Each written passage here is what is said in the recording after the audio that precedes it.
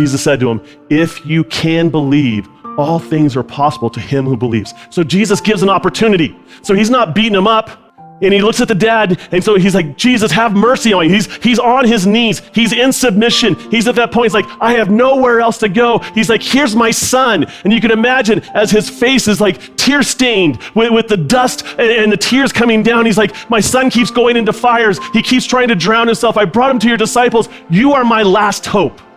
And listen, as a parent of 2 special need kids, I relate with this guy.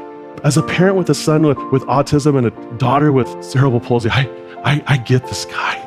Like, you have to trust the sovereignty of God because there's nothing else.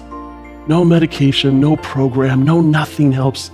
And you just have to trust God as you see your child growing up and they so desperately want to be normal and like all other kids, and they're not. And you just have to trust that they're in God's hands. And that, you know what that takes? That takes faith and a lot of prayer. I get this, Dad, because there's been plenty of times, man, where I'm just like, Lord. Having that conversation with my wife last night, it's hard. But look at this dad's response. He says, everything's possible in the next phrase. This is what Jesus says. Immediately the father of the child cried out and said, with tears, Lord, I believe. Help my unbelief. If you're sitting here this morning and you're struggling with faith,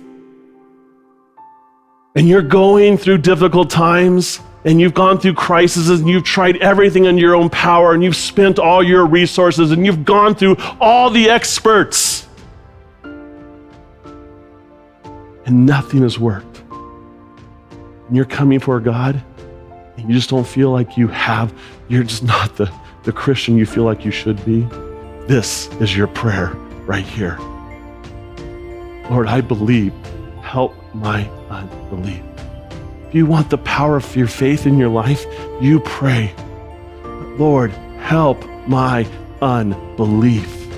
Faith is something that God starts in your heart.